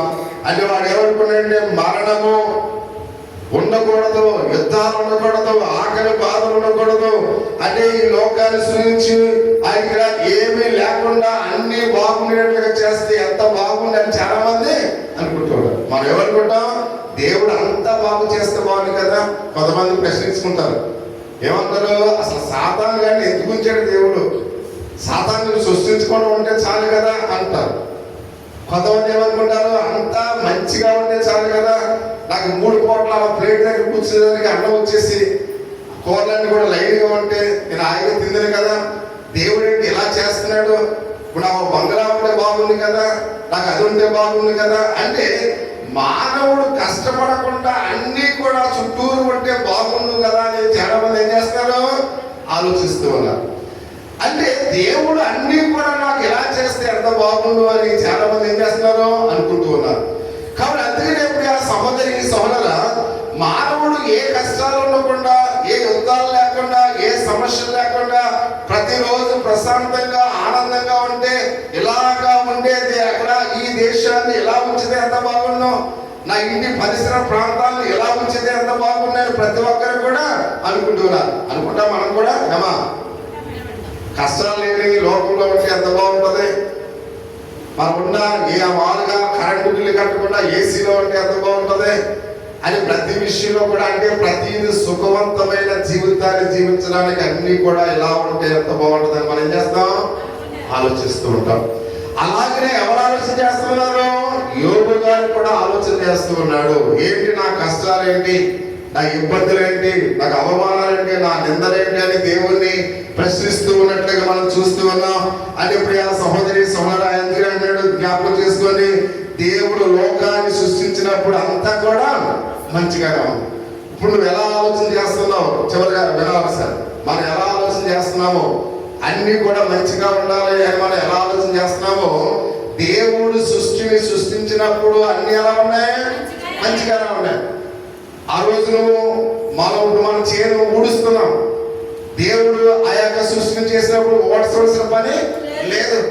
అక్కడే పంట ఉంది, అక్కడే పళ్ళు ఉన్నాయి, అక్కడే సాయంకాలం ఉన్నాయి, అన్ని కూడా మానవుడికి ఏం కావాలి అన్ని కూడా ఉన్నాయి. ఇక నెత్తుకోవాల్సిన పని లేదు. ఆకలి వేస్తే వెళ్ళి ఆ పళ్ళు కోసుకుని తినవచ్చు. నివసించడానికి చక్కటి వాతావరణాన్ని దేవుడు ఇచ్చాడు. అంటే సమస్తాన్ని కూడా, అంటే మానవుడికి ఇంకా కష్టపడవలసిన పని లేదు. అన్ని హ్యాపీనెస్, అంతా సంతోషమే, అంత ఆనందమే. అంటే ఇవన్నీ కూడా ఒక క్షణంలో మారిపోయిన ప్రియమైన వాళ్ళ. ఎవరి ద్వారా మారిపోయినాయి? ఆదాము అవ్వ ద్వారా మారిపోయినాయి. అంటే ఆదాము అవ్వల చేసిన పాపమును బట్టి మనం ఇప్పుడు కష్టపడితేనే కానీ ఆహారము లేదు, చెమట కురిస్తేనే కానీ మనకు ఆహారము లేదు. అంటే ఈ బాధలు, ఈ కష్టాలు, ఈ కరువులు, ఈ యుద్ధాలు, ఈ అసూయలు, ఈర్ష, పగ, ద్వేషము, మోసము, ఇవన్నీ కూడా ఎవరి ద్వారా వచ్చినాయి? ఆదాము అవ్వల ద్వారా, మన ద్వారా అవి కొనసాగబడుతూ ఉన్నాయి. కానీ ఇప్పుడు మనం ఏమన్నాం? దేవుడు ఎలా చేశాడండి? ఈ కష్టాలు ఎందుకు పెట్టాడు, ఈ బాధలు ఎందుకు పెట్టాడు, ఈ అవమానాలు ఎందుకు పెట్టాడు, ఈ రోగాన్ని ఎందుకు పెట్టాడు, ఈ సమస్యలు ఎందుకు పెట్టాడు? కానీ దేవుడు పెట్టలేదు. ఎవరు తెచ్చుకున్నారు? మనం తెచ్చుకున్నాం. మనం తెచ్చుకుని ఇప్పుడు ఎవరి మీద తెచ్చేస్తున్నాం? దేవుడి మీద తెచ్చేస్తున్నాం. దేవుడు ఏంటి ఎలా చేస్తున్నాడు? నా జీవితంలో ఇన్ని కష్టాలు వచ్చినాయండి, ఇన్ని బాధలు వచ్చినాయండి అంటే మనము దేవుడు అంతా మంచిగా చేస్తే మన పితరులైన ఆదాము అవ్వల చేత ఈ కష్టాలన్నీ కూడా మనల్ని వెంటాడుతూ ఉంటే, మన ఈ సమస్యలన్నీ కూడా మనల్ని వెంటాడుతూ ఉంటే మనము ఎవరు ప్రశ్నిస్తున్నాం? దేవుడు ప్రశ్నిస్తూ ఉన్నాం. అంటే ఇప్పుడు యోబు కూడా ఎవరు ప్రశ్నిస్తున్నాడు? దేవుడు ప్రశ్నిస్తూ ఉన్నాడు. అందుకనే దేవుడు ఇప్పుడు యోబుని ఏం చేస్తున్నాడు? గర్దిస్తూ ఉన్నాడు. అసలు భూమికి పునాది వేసినప్పుడు నువ్వు ఎక్కడున్నావయ్యా? సూర్యచంద్ర నక్షత్రాలను సరైన కక్షలో పెట్టినప్పుడు, అవి అనుకూలంగా మీకు ఆహారాన్ని ఇస్తున్నప్పుడు, అవి అనుకూలంగా మీకు వర్షాలు ఇస్తున్నప్పుడు, అనుకూలంగా ఇవన్నీ కూడా చేస్తున్నప్పుడు నువ్వు అసలు ఎక్కడున్నావని యోబుని ప్రశ్నిస్తూ ఉన్నట్లుగా పరిశుద్ధ గ్రంథంలో అయితే మనం చూస్తూ ఉన్నాం. ప్రియ సహోదరి సోదరా, అంటే దేవుని యొక్క విశ్వాసం మనం చూస్తూ ఉన్నాం. కాబట్టి ఇవన్నీ కూడా మనకు నిర్లక్ష్యాన్ని, అవిధేయతను చూపిస్తున్నట్లుగా మనం చూస్తూ ఉన్నాం. అంటే ఇవన్నిటిని కూడా మనం అలక్ష్యం చేయడం ద్వారా, నిర్లక్ష్యం చేయడం ద్వారా దేవుడు మనం ఏం చేస్తున్నామంట? ప్రశ్నించే వారముగా ఉన్నాం. అందుకని మన పరలోకపు తండ్రి ఈ లోకాన్ని, సముద్రములను ఆయన సృష్టించి సర్వశక్తితో మానవాళి కొరకు ఆయన ఏం చేశాడు? అందమైన స్థలాన్ని కూడా ఆయన సమకూర్చినట్లుగా మనం చూస్తూ ఉన్నాం. అయితే నేడు మనం చూస్తున్న ఈ పాప లోకములో ఇది మరక లాంటిదని మనం చూస్తున్నాం. కానీ దేవుడు మన కొరకు వర్షాన్ని పంపిస్తూ ఉన్నాడు. ప్రియమైన వారు, అంటే ఈ పాప సంబంధమైన లోకములో మనం జీవిస్తున్నప్పుడు కూడా మనం బ్రతకడానికి ఆయన ఏమిస్తున్నాడు? వర్షాలు ఇస్తూ ఉన్నాడు, ఎండనిస్తూ ఉన్నాడు. ఎండ లేకపోతే మొక్కలు తమ ఫలితాలు ఇస్తాయా? అంటే అన్ని కూడా మనకి ఇస్తూ సమకూరుస్తున్నాడు. అంటే ఇక్కడ దేవుని యొక్క సూర్యుని, చంద్రుని, నక్షత్రాలను మన కొరకు ఆయన ప్రకాశింప చేస్తున్నట్లుగా మనం చూస్తూ ఉన్నాం. దేవుని ప్రేమ సృష్టి అంతే ఆగిపోలేదు. ప్రియమైన వారు, తన ప్రేమ ఆ సృష్టితో ఆగిపోయిందా? ఆగిపోలేదు. అంత మాత్రమే కాకుండా మనం చూస్తున్నాం, అలాగే ఆదాము అవ్వలు పాపం చేసినప్పుడు వీళ్ళతో నాకు ఇంకా సంబంధం లేదని ఆ ప్రేమ అక్కడతో ఆగిపోయిందా? ఆగిపోలేదు. నిజంగా మనం అయితే ఏం చేస్తాం? ఎవరైనా తప్పు చేస్తే వాళ్ళని విడిచిపెడతాం, వారితో మాట్లాడడం, వాళ్ళకి ఏ విధమైన సహాయం చేయడం. కానీ దేవుడు ఆదాము అవ్వలు పాపం చేసినప్పుడు కూడా, ఈ సృష్టి అంతటిని కూడా వాళ్ళు మార్చివేసినప్పుడు కూడా, కాబట్టి దేవుడు అక్కడతో ఆగిపోకుండా ఆదాము అవ్వలను అయితే వాళ్ళు పాపం చేసినప్పుడు కూడా ఇంకా వాళ్ళు ఏం చేస్తాడైనా ప్రేమిస్తూనే ఉన్నాడు అనే విషయాన్ని మనం చూస్తూ ఉన్నాం. ఈనాటి కూడా దేవుడి యొక్క ప్రేమ కొనసాగుతూనే ఉంది. ప్రియమైన వారు, అంటే దేవుడు ఎంత జాలి కలిగిన వాడు, ఎంత కరుణ కలిగిన వాడు, ఎంత ప్రేమ కలిగిన వాడు మనం చూస్తున్నది. మన కొరకు సమస్త లోకాన్ని రక్షించడానికి తన ప్రియమైన కుమారుని లోకానికి ఆయన పంపించి ఉన్నాడు. అంటే మానవుడు ఎంత పాపము చేసినప్పుడు కూడా, మానవుడు తన జీవితంలో ఎంత దేవుని పట్ల నిర్లక్ష్యాన్ని కలిగి ఉన్నప్పుడు కూడా దేవుడు మన పట్ల ఆయన ప్రేమను చూపిస్తున్నట్లుగా మనం చూస్తూ ఉన్నాం. తన ప్రియమైన కుమారుని పంపడం ద్వారా దేవుడు ఎంత శక్తి కలిగిన వాడు, ఎంత శక్తిని ఆయన తడగం కలిగి ఉన్నాడు. కాబట్టి ఆయన ఎంతగా మన కోసం శిలువ ప్రాణి మీద తన ప్రాణాన్ని ఏమిసైనా అర్పించినట్లుగా మనం చూస్తూ ఉన్నాం. దేవుడు అంతకంటే శక్తిని కలిగి ఉన్నాడు. ప్రియమైన వాళ్ళరా, ఏడు మనము కూడా కలిగి ఆ యొక్క నిశ్చయత మనకు ఇవ్వబడినట్లుగా మనం చూస్తూ ఉన్నాం. అంటే దేవుడు తన సర్వశక్తిని, మనకు శక్తిని ఆయన ఏం చేస్తున్నాడు? ఇస్తూ ఉన్నాడు. అందుకనే ప్రతి ఒక్కరూ కూడా దేవుడు చెప్తున్నాడు, నా జీవితము అయితే నీ జీవితము, మన జీవితము ఎవరి స్వాధీనంలో ఉన్నాయి? దేవుని స్వాధీనంలో ఉన్నాయి. అంటే మన జీవితాలు దేవుని యొక్క స్వాధీనంలో ఉన్నాయని నన్ను నమ్మండి అని చెప్తూ ఉన్నాడు. ప్రియమైన వారు, అంటే మనము మన స్వాధీనంలో లేము, కానీ మనం దేవుని స్వాధీనంలో ఉన్నాం కనుక మనం దేవుని ఏం చేయాలి? నమ్మవలసిన వారినట్టుగా మనం చూస్తూ ఉన్నాం. ఈ గొప్ప బహుమానం యొక్క సువార్త యొక్క ఈ బహుమానం సర్వశక్తి అయితే సర్వశక్తివంతుడైన ఆయన పిల్లలుగా మనం జీవించడానికి దేవుడు మనకు అధికారాన్ని ఇచ్చి ఉన్నాడు. అంటే మనం నమ్ముకున్న దేవుడు ఆయన ఎలాంటి వాడు? సర్వశక్తివంతుడు. అంటే మనము ఆయన పిల్లలుగా ఉన్నాం కనుక ఆయన మనకు సకల ఆశీర్వాదములతో పాటు ఆయన అనేకమైన ఆరోగ్య సమస్యల నుండి కూడా ఆయన విడుదల కలిగి చేస్తారు ప్రియమైన వాళ్ళు. అందుకనే నమ్ముట నీ వలన అయితే సమస్తమును కూడా సాధ్యమే. నీకు సమస్యలు వచ్చినప్పుడు, నీకు ఇబ్బందులు వచ్చినప్పుడు అయితే ఆయనను వేడుకున్నట్లయితే ఆయన వాగ్దానం చేసిన దేవుడు నమ్మదగిన వాడు కనుక ఈ రాత్రి నీ ప్రతి సమస్యకు కూడా ఆయన దగ్గర విడుదల ఉంది. ఎందుకంటే ఆయన భూమి ఆకాశములను సర్వశక్తిమంతుడైన దేవుడు సృష్టించిన ఆయన ఒక నోటి మాటతో ఆయన చేసి ఉన్నాడు కనుక, ఆయన సర్వశక్తిమంతుడు కనుక నీ బలహీనతలను కూడా ఆయన నిన్ను స్వస్థపరచగలడని ప్రభు సెలవిస్తున్నట్లుగా మనం చూస్తూ ఉన్నాం. కాబట్టి ఆయన చూడండి, 1 పేతురు 4:19 కాబట్టి దేవుని చిత్త ప్రకారము బాధపడేవారు సత్ప్రవర్తన గలవారై నమ్మకమైన సృష్టికర్తలు తమ ఆత్మలను అప్పగించుకోవాలని మనం చూస్తూ ఉన్నాం. ప్రియ సహోదరి సోదరా, కాబట్టి మన శ్రమలందు దేవుని యొక్క వాక్యాన్ని క్షుణ్ణంగా ధ్యానించాలి. ఈ రాత్రికాల సమయంలో ఒకవేళ శ్రమలు కలిగి ఉన్నాయా, ఒకవేళ వ్యాధితో బాధపడుతూ ఉన్నావా, దేవుని యొక్క వాక్యాన్ని మనం పరిశీలన చేసుకుందాం. దేవుని యొక్క వాక్యాన్ని ధ్యానిద్దాం. ప్రియమైన వాళ్ళరా, ప్రతి ఒక్కరికి కూడా ఒకసారి కళ్ళు మూసుకుని మోకరించి దేవుని యొక్క సన్నిధానములో 1 పేతురు 4:19 చెప్పిన రీతిని బట్టి అయితే మనం బాధపడేవారు సత్ప్రవర్తన గలవారై ఈ రాత్రి నమ్మకమైన సృష్టికర్తకు మన ఆత్మను అప్పగించుకుందాం. ప్రియ సహోదరి సహోదరుడా, ఈ రాత్రి ఒకవేళ నీ కుటుంబంలో ఎవరైనా బలహీనత కలిగి ఉన్నట్లయితే, సమస్యతో ఉన్నట్లయితే, వ్యాధితో ఉన్నట్లయితే, ఇరుకులో ఇబ్బందులో ఉన్నట్లయితే, ఎందుకంటే ఆయనకు మీ ఆత్మను అప్పగించుకున్నట్లయితే ఆయన నమ్మదగిన వాడు. వారి జీవితాలు ప్రతిదానికైనా జవాబు ఇవ్వగల దేవుని శక్తిని, ఆయన నిత్య జ్ఞానాన్ని జ్ఞాపకం చేసుకుందాం. ప్రియ సహోదరి సహోదరుడా, ఈ రాత్రి ఆయన ఎంత శక్తివంతుడో ఆయన మనకు జ్ఞాపకం చేస్తూ ఉన్నాడు. ప్రతి ఒక్కరూ కూడా మౌనంగా ఉండకుండా ఈ రాత్రి కాల సమయంలో దేవుని యొక్క సన్నిధానములో దేవునితో మనం మాట్లాడుతూ ఉందాం. ఎందుకంటే ఆయన సర్వశక్తిమంతుడైనట్లుగా మనం చూస్తూ ఉన్నాం. ఈ లోకంలో మానవుడు అనేకమైనవి చేసినప్పుడు కూడా సృష్టిని చేసిన మనుషుని లోకంలో ఎవరు లేరు. ప్రియ సహోదరి సహోదరుడా, తన నోటి మాట చేత సృష్టి అంతటిని కూడా చేసిన ఆయన శక్తి కలిగిన వాడు.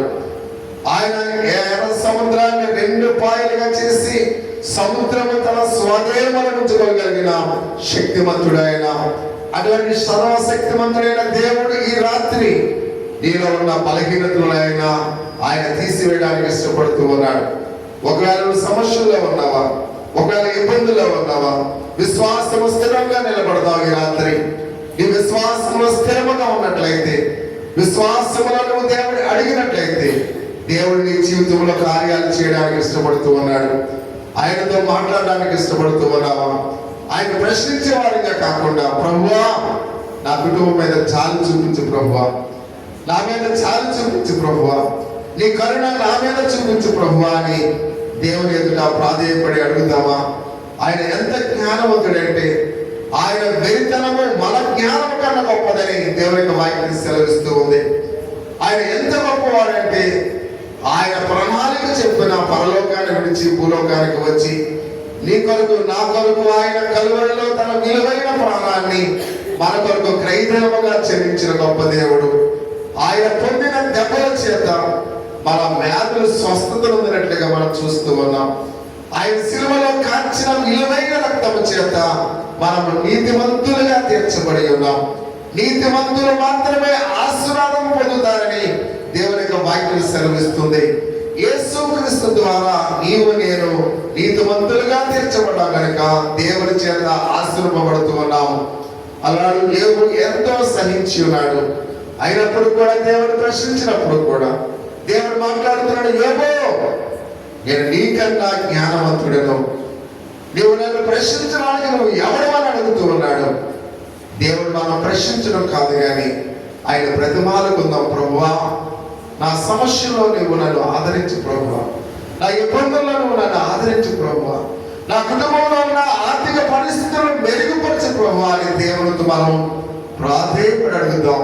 ఆయన నమ్మదగిన దేవుడు, ఆయన అడిగిన వారిని సహాయం చేసే దేవుడు, ఆయన నీ యొక్క బాధలన్నీ కూడా ఆయన ఎరిగిన దేవుడు కనుక ప్రియా సహోదరి సహోదరుడా మౌనంగా ఉండకండి. ఎందుకంటే సియోను నుండి యెహోవా నిన్ను ఆశీర్వదించేవాడిగా ఉన్నాడు. ఈ రాత్రి దేవుని మందిరంలోంచి ఆయన నేను ఆశీర్వదించేవాడిగా ఉన్నాడు. ఎన్ని కష్టాలున్నా, ఎన్ని ఇబ్బందులున్నా, ఎన్ని సమస్యలున్నా మీ చింత యావత్తు నా మీద వేయండి, నేను భరిస్తానని చెప్తూ ఉన్నాడు.